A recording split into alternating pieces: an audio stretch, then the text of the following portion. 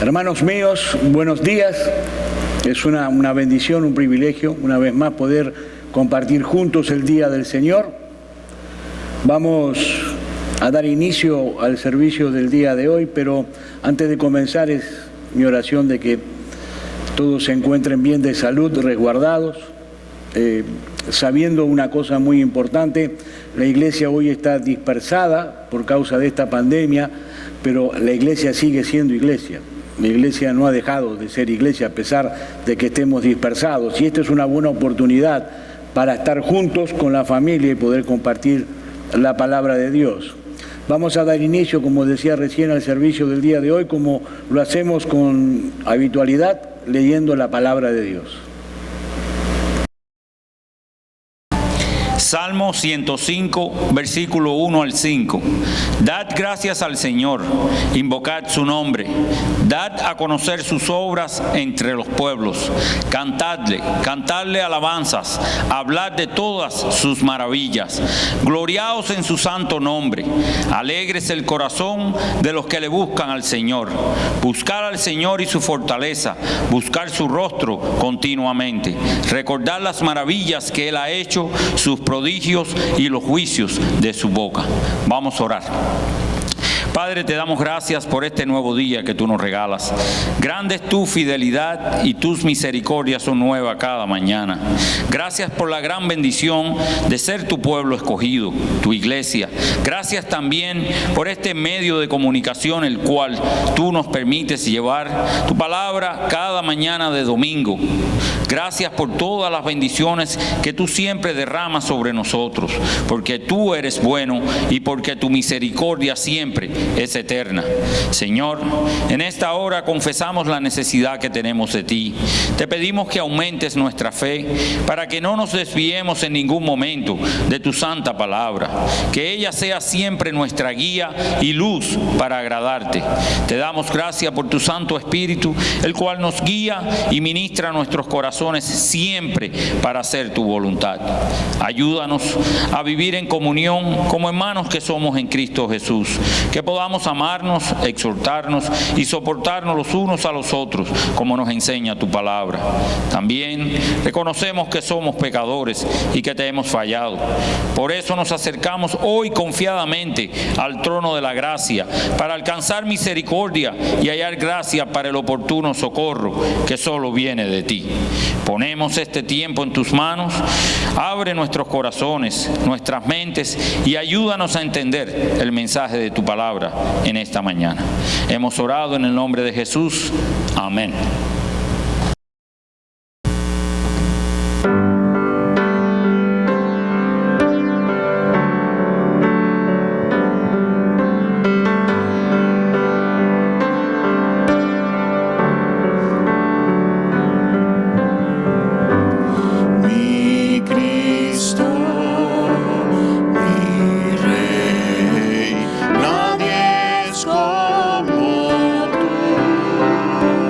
God.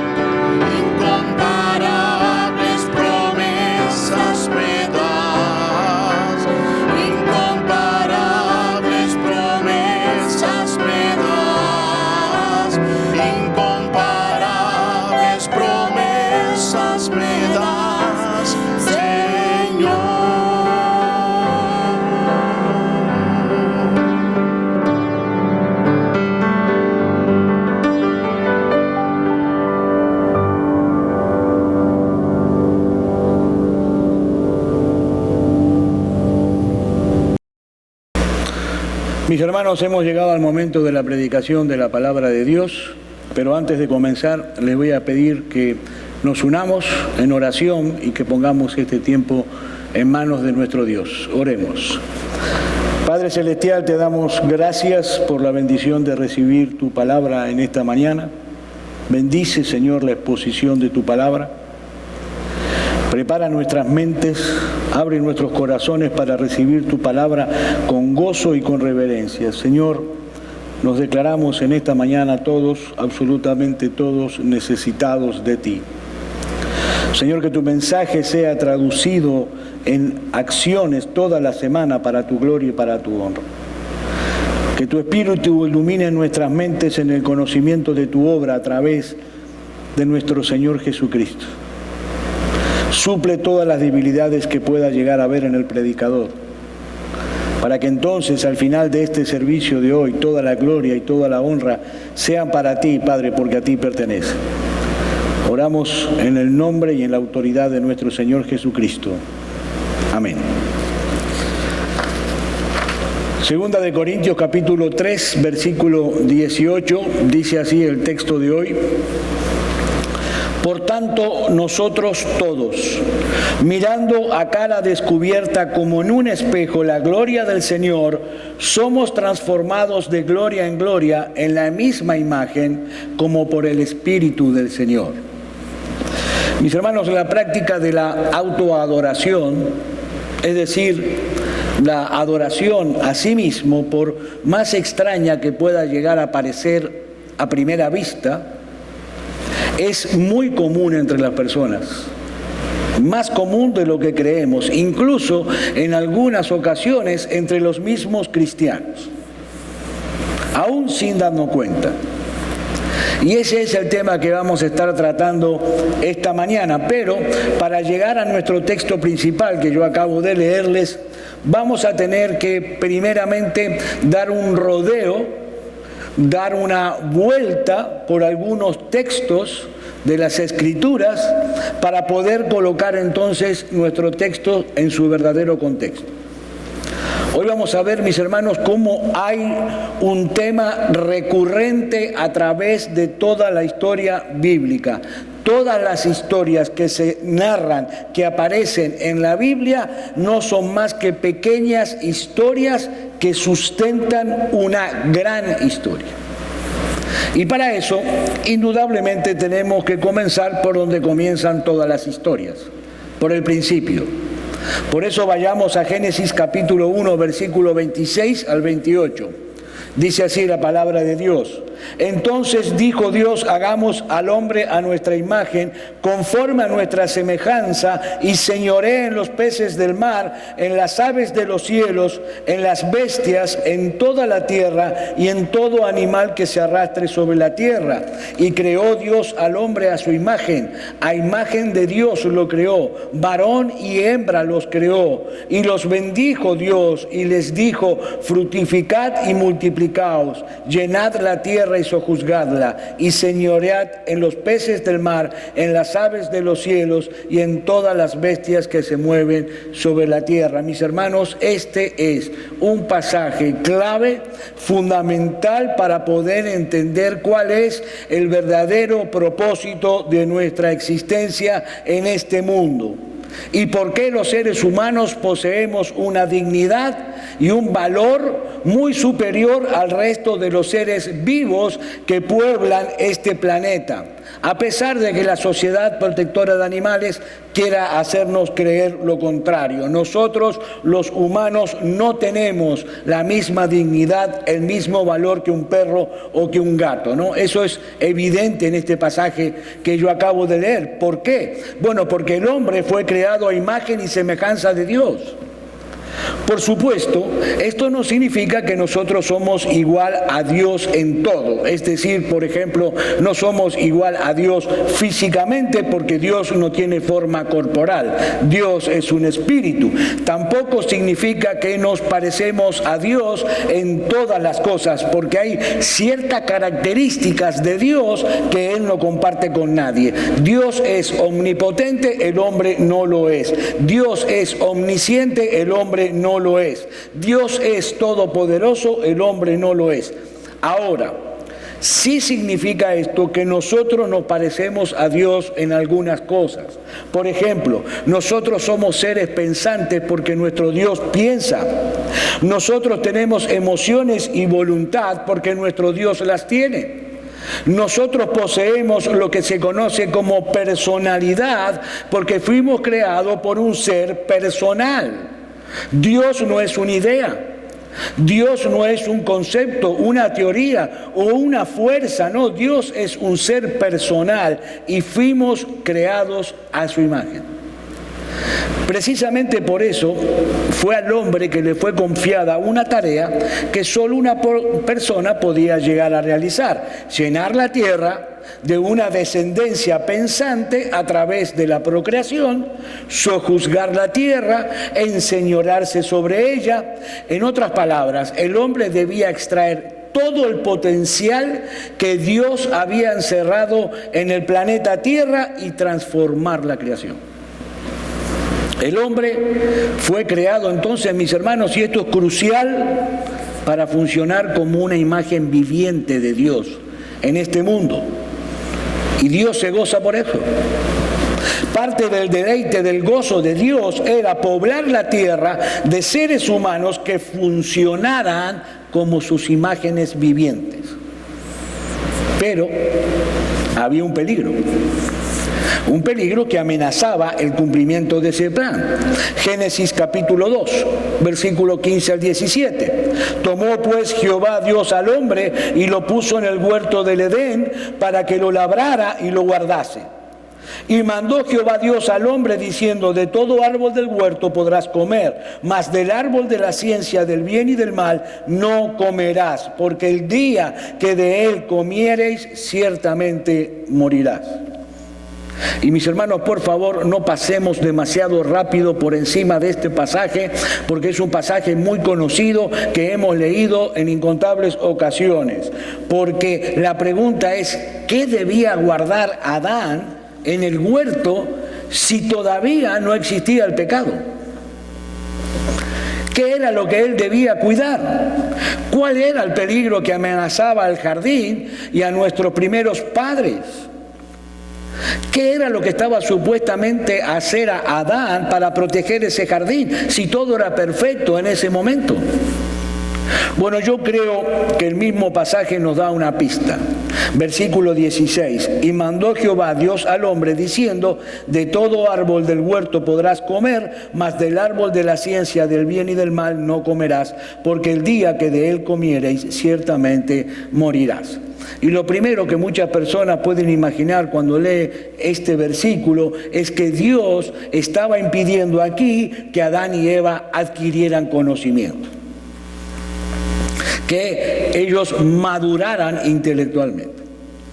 Pero si lo que Dios estaba impidiendo era que el hombre madurara, que adquiriera conocimiento, mis hermanos, eso no encaja para nada con el mandamiento más importante de la Biblia. ¿Qué dijo el Señor Jesús? ¿Cuál es el mandamiento más importante? Amarás al Señor tu Dios con todo tu corazón, con toda tu alma y con toda tu mente. Es una contradicción. Pablo dice en Romanos capítulo 12, versículo 1, que nosotros debemos darle a Dios un culto racional, usando la razón. Entonces, ¿qué implicaba la prohibición de Dios en Génesis capítulo 2, versículos 16 y 17? Bueno, ese árbol en el huerto del Edén, y yo le pido que pongan toda su atención en este momento, era el lugar donde el hombre estaba supuesto a ejercitar su discernimiento entre el bien y el mal. Dios sabía, porque es Dios, que Adán y Eva más adelante iban a ser tentados a comer de ese árbol prohibido.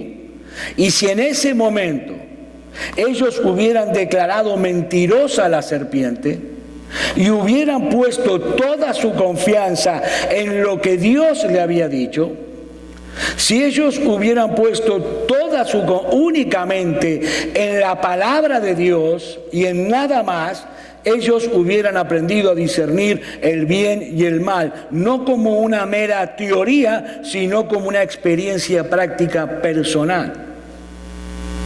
Ellos debían confiar única y exclusivamente en Dios. Y eso es lo que debemos hacer nosotros también. Es decir, mis hermanos, Dios sí quería que Adán y Eva aprendieran a discernir el bien y el mal, pero no comiendo del árbol, sino absteniéndose de comer. Ese árbol era el lugar donde ellos iban a poner en práctica el discernimiento entre el bien y el mal. No era para impedir que adquirieran conocimiento, no, todo lo contrario, era para que aprendieran a confiar solamente en Dios, no comiendo de ese árbol. Esa era la clave. El hombre debía confiar únicamente en Dios, pero lamentablemente todos nosotros sabemos que eso no fue lo que ocurrió. Génesis capítulo 3, versículo 6. Y vio la mujer que el árbol era bueno para comer y que era agradable a los ojos y árbol codiciable para alcanzar sabiduría, y tomó de su fruto y comió, y dio también a su marido, el cual comió así como ella. Este era precisamente el peligro que amenazaba al jardín y que Adán debía cuidar.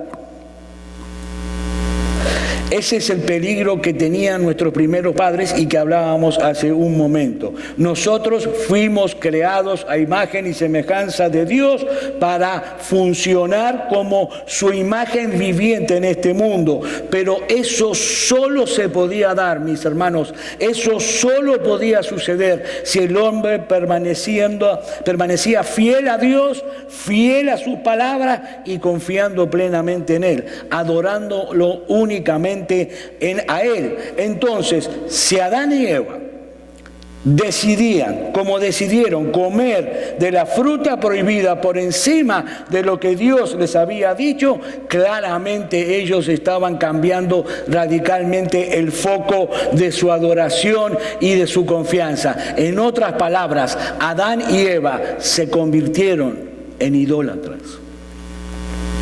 En idólatras. Mi hermano, no hay que adorar estatuas, ni cuadros, ni estampitas para ser un idólatra. Eso es una especie de idolatría.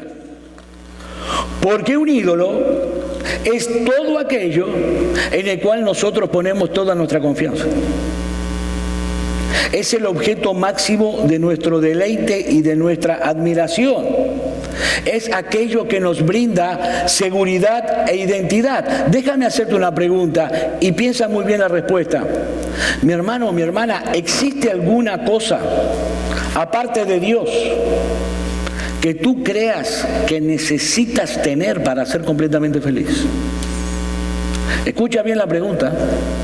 ¿Existe alguna otra cosa aparte de Dios que tú crees firmemente que necesitas tener sí o sí para ser plenamente feliz? Piensa muy bien tu respuesta, porque aquí entra todo, mi hermano. Aquí entra todo. Aquí entra tu esposo, entra tu esposa, entra tus hijos, entra el sexo, entra tu carro, entra tu casa, tu negocio, tu profesión, tu cuenta de banco, el deporte, la música, la comida, todo.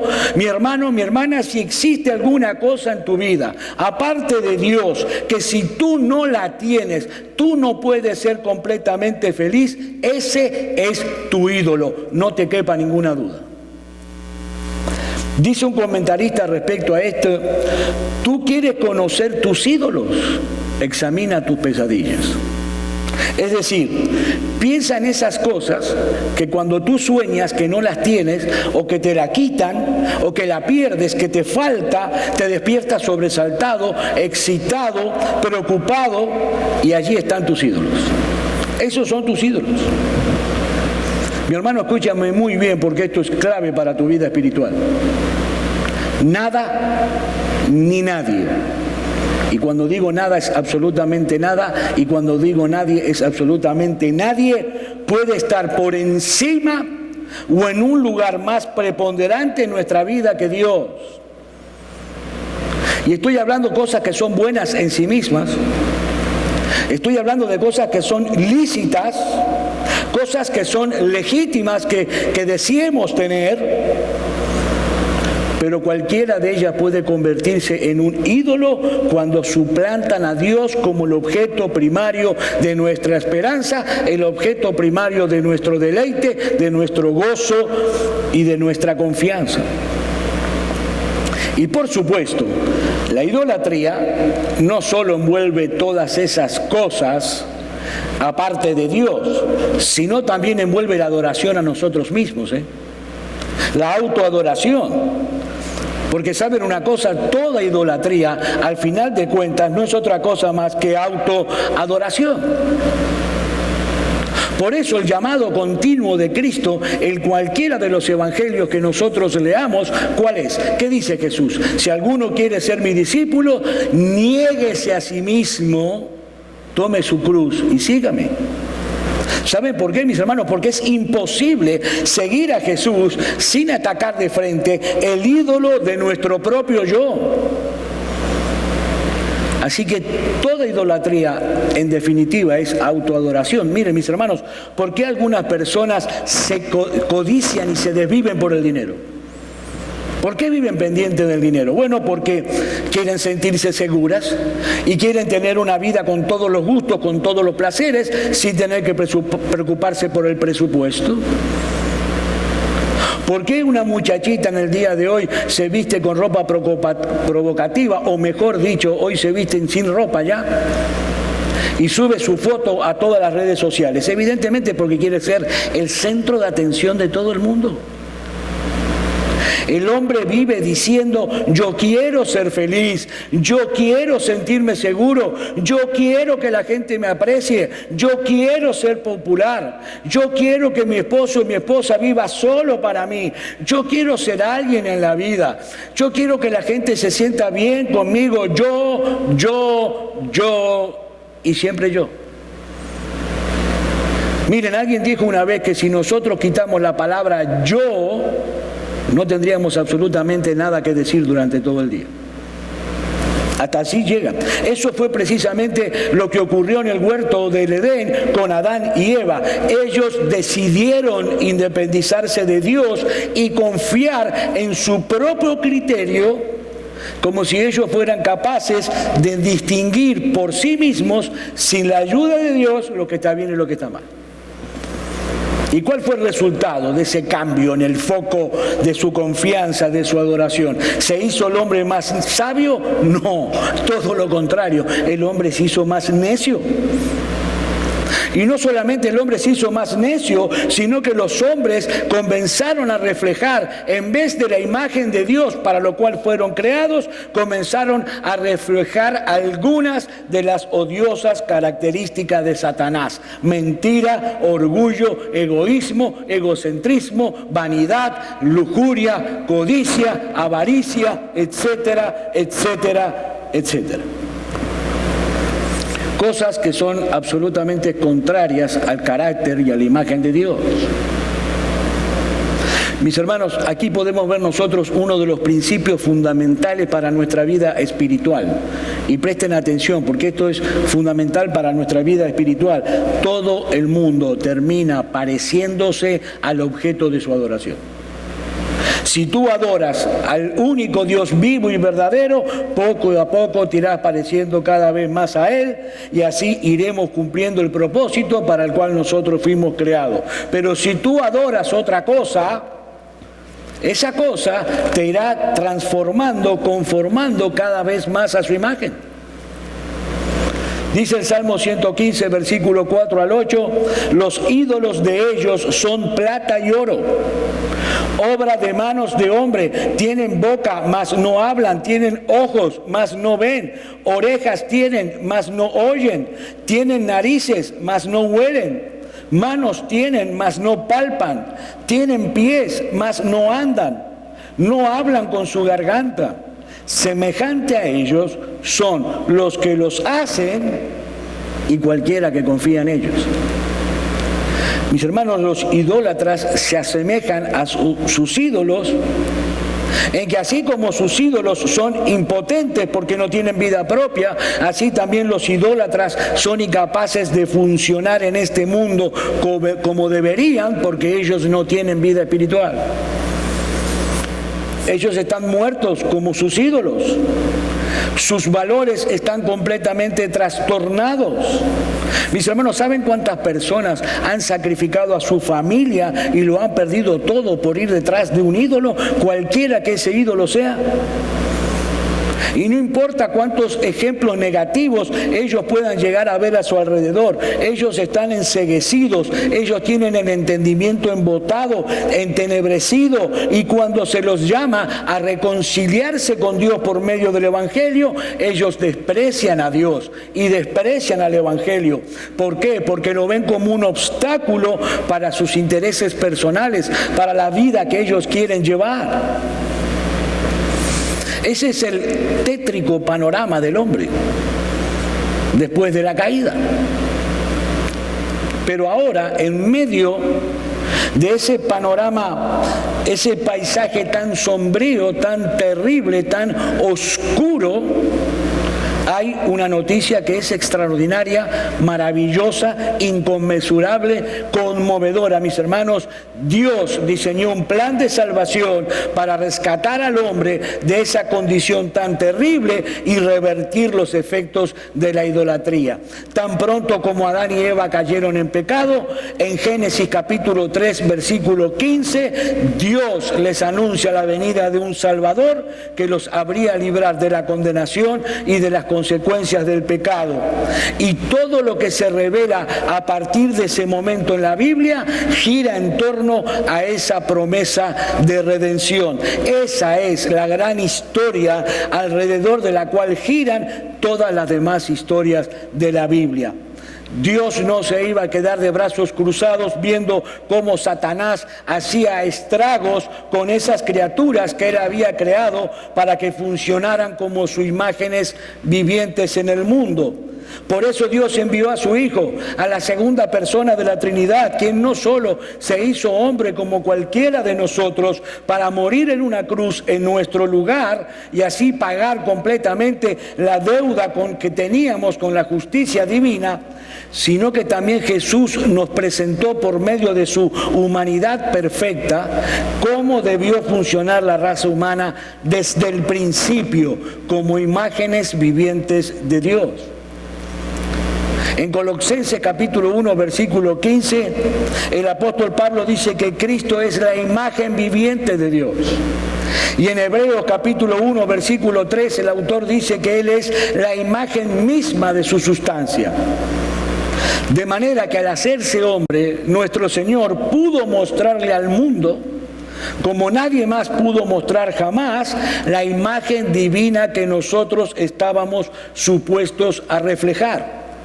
Esa imagen que quedó distorsionada en el huerto del Edén cuando Adán y Eva se convirtieron en idólatras.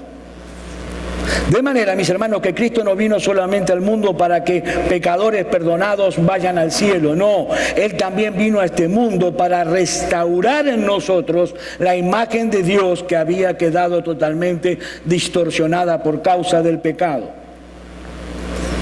Todos los creyentes genuinos, absolutamente todos, estamos envueltos en un proceso gradual de transformación que se llama santificación, por medio del cual vamos siendo transformados cada vez más a la imagen de Cristo. Pablo dice en Romanos 8:29 que fuimos hechos conformes a la imagen de su Hijo.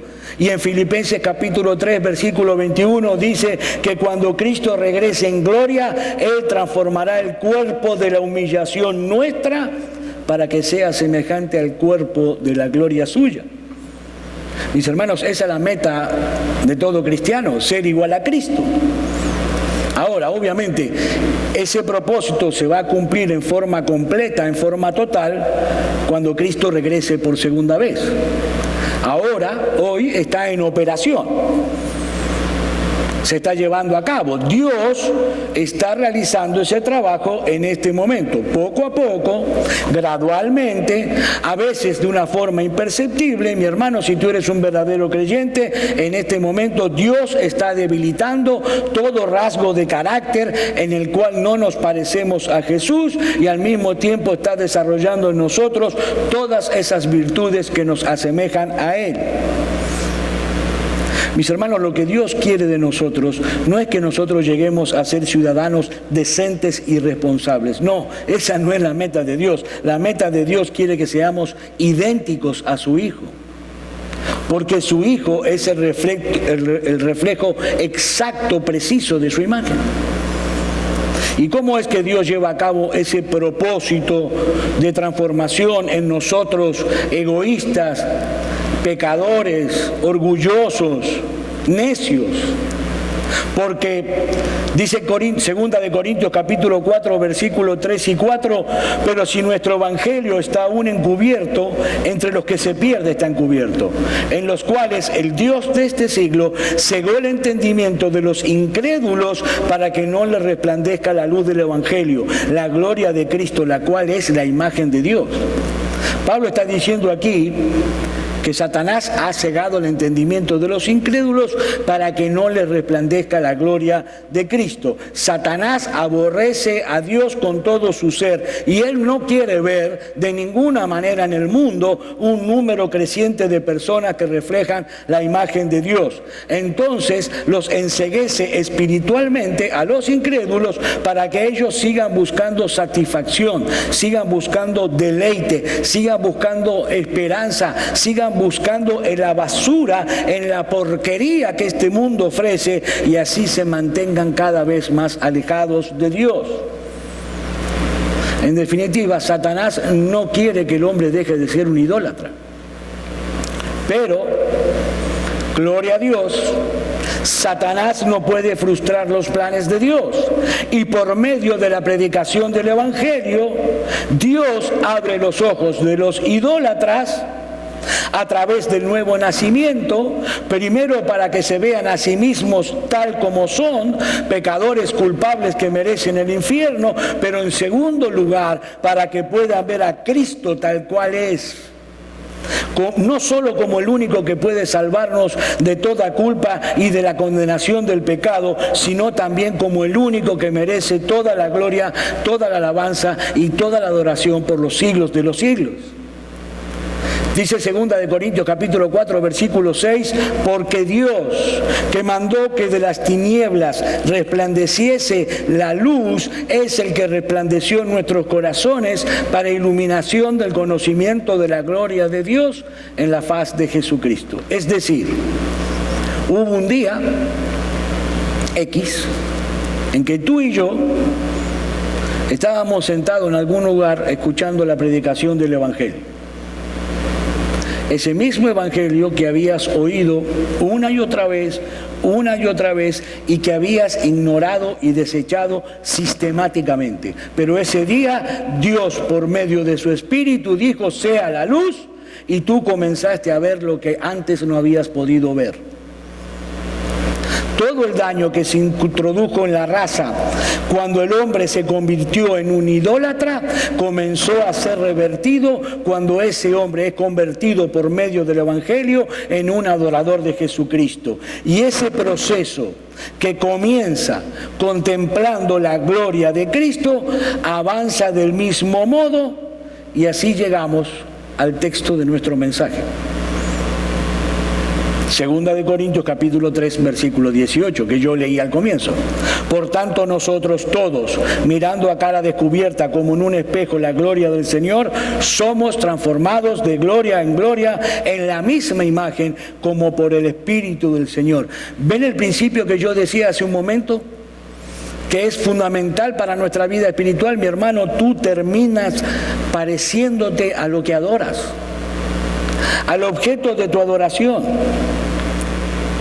Y nosotros debemos seguir teniendo cuidado, porque la idolatría seguirá siendo una tentación de este lado del cielo hasta que nosotros lleguemos a la presencia del Señor. Y el único antídoto, mi hermano, mi hermana, contra la idolatría es contemplar con admiración, con gozo, la gloria, la belleza y la majestad de nuestro bendito y glorioso Señor y Salvador Jesucristo.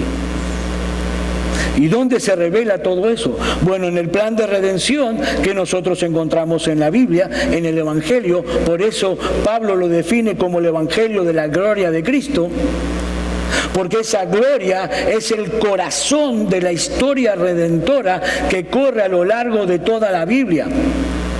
Mi hermano, mi hermana, abre tu Biblia todos los días. Todos los días, y pídele a Dios en oración que te abra los ojos y que te abra el entendimiento para que tú puedas ver a Cristo en sus páginas.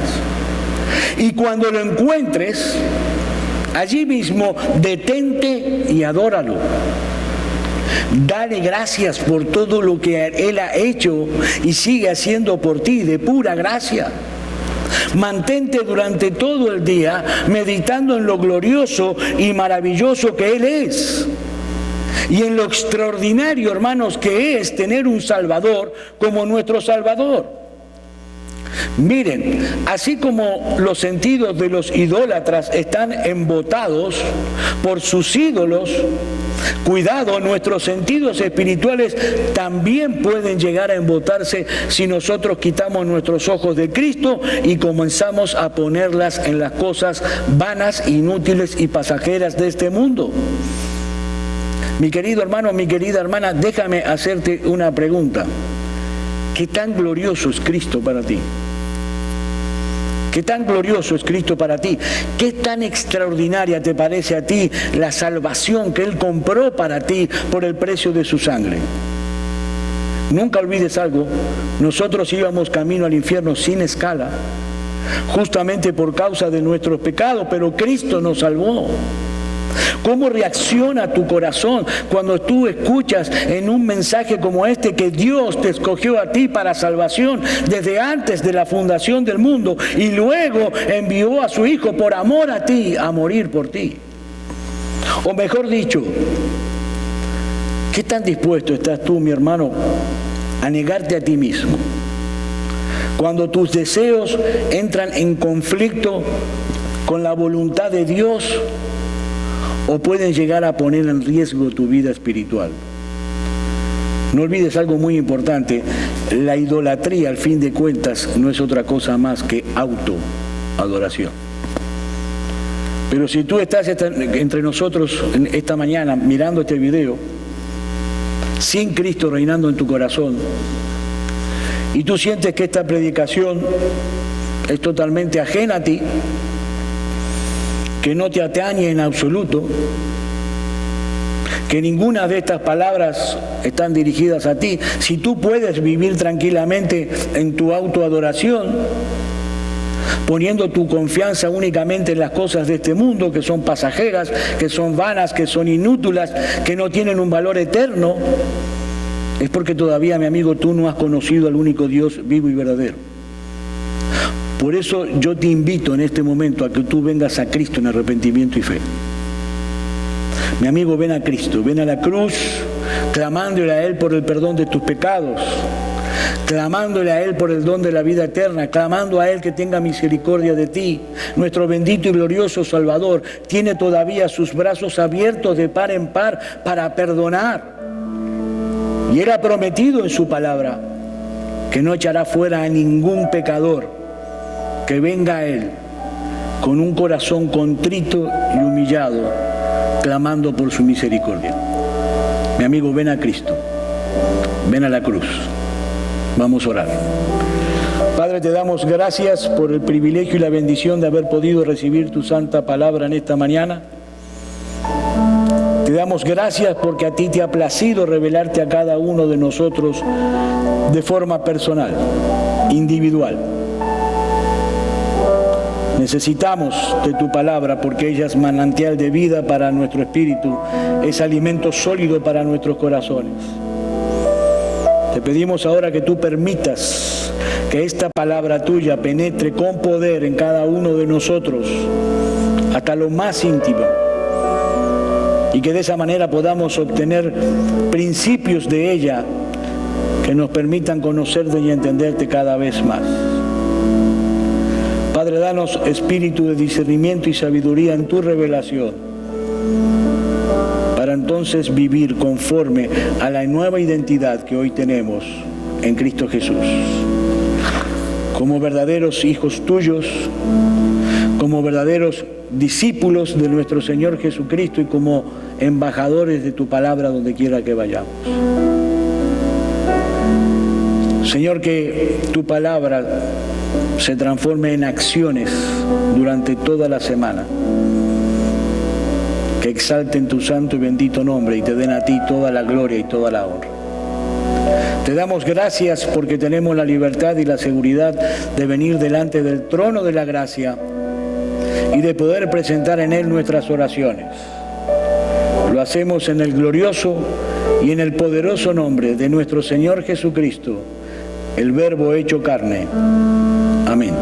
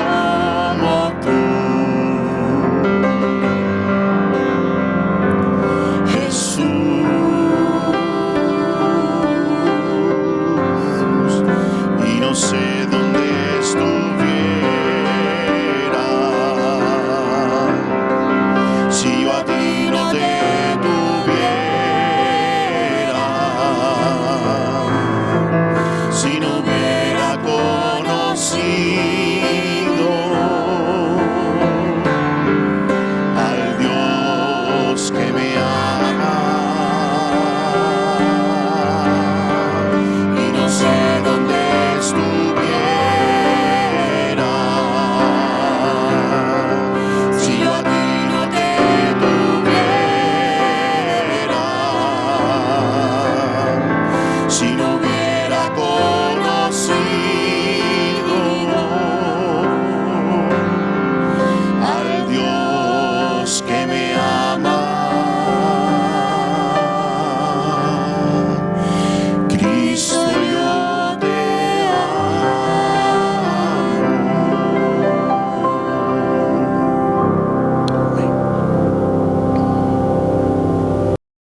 Mis hermanos, reciban ustedes la bendición.